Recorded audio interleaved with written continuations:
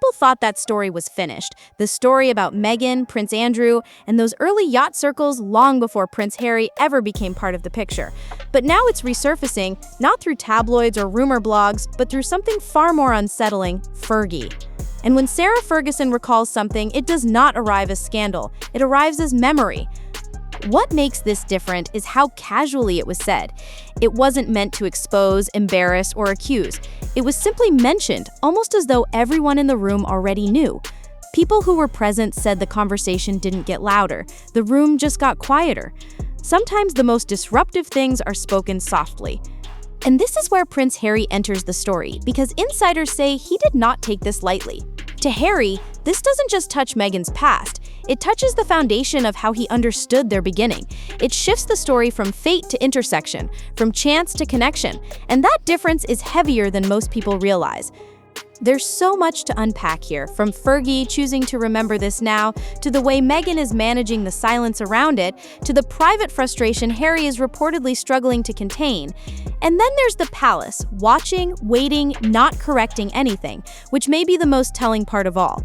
So let's go back to where the whisper began, not in public, but in a room where everyone already knew how to read a pause. It happened during a private gathering in London, the kind of setting where the curtains are heavy, the lighting is warm, and everyone present understands that conversations in those rooms do not travel unless someone wants them to. No cameras, no statements, no reporters waiting outside. Just old connections, shared history, and people who have seen each other's triumphs and quiet collapses over years. People present say Fergie wasn't emotional when she mentioned Meghan. She wasn't defensive, careful, or dramatic. She spoke the way someone speaks when recalling a detail so familiar that they forget its weight.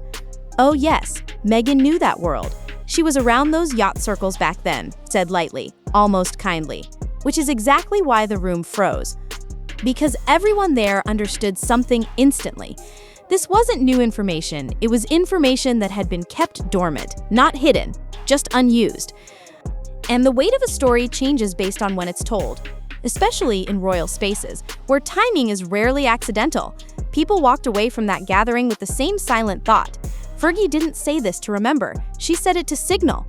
Fergie is not a loose tongue. She learned the cost of saying the wrong thing decades ago, when the press and the palace both turned against her. People in royal circles know she chooses her words carefully now, not because she fears consequence, but because she understands leverage. When she speaks with history behind her, not gossip. She has lived through scandal that would have broken most people. She has been mocked, dismissed, and then quietly welcomed back into the royal fold when it suited the family. That gives her a perspective Meghan never had. The knowledge of how fast the palace can shift someone from beloved to burdensome, and then back again if needed. Fergie learned to survive by choosing her timing with precision. And that's why this moment matters. She didn't reveal a secret. She didn't accuse Meghan of anything. She simply allowed the memory to surface, calmly, as though it were never something worth protecting. In royal spaces, that is not an accident. That is the opening of a door. People who understand this family's internal language are reading it the same way. Fergie wasn't trying to hurt Meghan, she was distancing herself from her, and distance is its own message.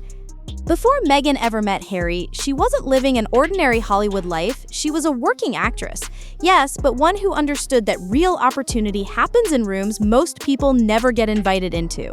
And in those years, the most powerful introductions didn't happen at premieres or casting events. They happened quietly on yachts, at private dinners, in curated social circles where wealthy hosts mixed models, actors, heirs, and titled acquaintances. People who knew that world say Meghan wasn't out of place there. She could hold a conversation. She understood social cues, and she carried herself with the confidence of someone who understood the difference between attention and access. None of this was scandalous. It was strategic social navigation, something countless people in entertainment do to move upward. Only Meghan was better at it than most. This is why the resurfacing of Fergie's remark lands with such weight. It doesn't paint Meghan as reckless or manipulative. It frames her as someone who is already learning the architecture of power long before Harry came into view. And when someone has been navigating that world long enough, eventually, the right door opens. The story here is not Meghan on a yacht. The story is, Meghan may have known the royal world before the royal world ever knew her. And that changes how people interpret everything that came after. The difficulty here isn't the yacht itself, it's the name attached to the memory. Prince Andrew's reputation has carried a shadow for years, one that the monarchy has been trying to manage through silence and distance rather than defense. So when Meghan's early social circles overlap with Andrew's world, even in the most indirect, harmless way, it lands differently. The association alone changes the temperature of the conversation. People close to the palace understand how fragile public trust is right now. The crown has been trying to move forward, narrowing the spotlight, tightening the image, and slowly easing Andrew out of public visibility. But whispers that Meghan once moved in social spaces adjacent to him complicate that effort. Not because of wrongdoing, but because it suggests familiarity, where the public was told there was none. And this is where the palace's reaction becomes important. They have not denied, clarified, or contextualized a single part of this. They haven't asked for correction or issued quiet guidance to the press. They've simply allowed the remark to sit, to breathe, to settle into public awareness at its own pace. In palace terms, that is not passivity. That is permission. This is not a scandal. This is a shift in narrative ownership, and everyone in that world knows exactly what that means. People close to Meghan say her reaction has been measured, not frantic. She isn't someone who panics when a narrative shifts, she studies it. Meghan has always understood that perception is built slowly but can change quickly, and she tends to respond only when she can shape the response. That's why right now she is choosing silence, because any direct denial would risk making the story bigger than it currently is. Those who have worked with her say she is less upset about the memory itself and more concerned about what it implies. Meghan has spent years cultivating the story of the woman who was discovered, who stepped into royalty as an outsider. Fergie's remark reframes that journey as something more familiar and intentional, and that is the part Meghan cannot allow to gain traction. Not because it's damaging, but because it shifts the meaning of the story she has told about herself. And there's another layer people aren't discussing openly. Meghan has always been very aware of how rooms see her. She knows when she is admired, when she is doubted, and when she is being evaluated. So the idea that her introduction to power might be described as calculated rather than serendipitous hits at the very center of her personal narrative. Meghan prides herself on self-direction, but she does not want that to be mistaken for orchestration. So her silence now isn't retreat. It's narrative protection. She is waiting to see how long this whisper travels and who repeats it aloud. For Harry, this is not just a rumor.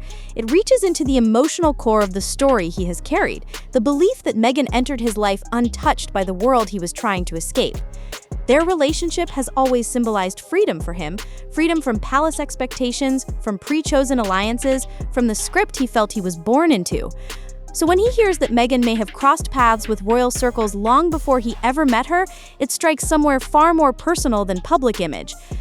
People who know Harry say he is someone who values truth shared up front, not because he expects perfection, but because secrecy has always been the weapon used against him. He has lived his entire life being the last to know the full picture, and the idea that even a small part of his story with Meghan may not have been fully transparent is something he struggles to reconcile. Not anger, but a quiet, slow disappointment that he doesn't quite know what to do with. And yet, he cannot confront Meghan about this without risking hurting her, or himself, or both. To question her would be to question the foundation of the love that helped him leave the institution that shaped his trauma. But to ignore it is to accept a version of the story that may always feel slightly unfinished. So he holds it, quietly, tightly, and in private. This is the part of the story no statement will ever address. Harry is trying to protect Meghan from the palace, but this time, he isn't sure how to protect himself. What's interesting now is how the public is reacting. This isn't the loud outrage we've seen in past news cycles about Meghan. It's quieter, almost reflective, like people are fitting a new piece into a story they already felt they understood. Instead of shock, the tone is more, that would explain some things. People aren't accusing Meghan of anything. They're reassessing the context of her rise. A story that was told as love at first sight now appears to some as two worlds that may have been circling each other long before Harry realized it. And when the story shifts from fate to familiarity, people process the relationship differently. This is why the whisper is holding. It doesn't require belief, just plausibility. The pieces fit without forcing them. Meghan being socially fluent, well-connected, and strategic doesn't contradict anything the public already knew. It simply adds clarity. And clarity, once seen, is hard to unsee. So the narrative isn't collapsing, it's evolving, slowly, quietly, and in a way that cannot be undone by a single interview or statement. Before we move into the final part of this story, we want to speak directly to you, the person who is still here, still listening, and still thinking it through with us. This channel isn't backed by sponsors or networks. There's no team running research in the background, no studio editing the footage, no algorithm tricks being used to force growth. It's just us, building this space piece by piece, carefully and intentionally. Our next goal is to reach 1,000 subscribers, not for prestige, but because that milestone allows the channel to support itself. It unlocks the ability to put more time into research, to refine the quality of the storytelling, and to keep these discussions thoughtful instead of rushed. If you felt the tone here, calm, observant, and free from shouting or sensationalism, then we hope you'll take a moment to subscribe. We're trying to build a community that values subtlety, context, and conversation, a place where stories aren't just repeated, they're understood. If you're here this far into the video, you're already part of that, so thank you. And if you choose to subscribe, just know it genuinely helps us keep going. In the end, the significance of this moment isn't about yachts or old social circles, it's about timing. Fergie didn't speak years ago, when the world was still trying to figure out where Meghan fit in the royal story. She spoke now after distance had grown, after alliances had shifted, after the monarchy had settled into a new era. That timing suggests intention, or at the very least, awareness of how narratives move when released at the right moment. For Meghan, the story that mattered most was always the beginning. The idea that her connection to Harry was unexpected, organic, and untouched by the world of aristocracy she eventually entered. The resurfacing of this memory doesn't undo the relationship, but it does reshape the tone of it. And tone is how history remembers things. The palace doesn't need to say a word here.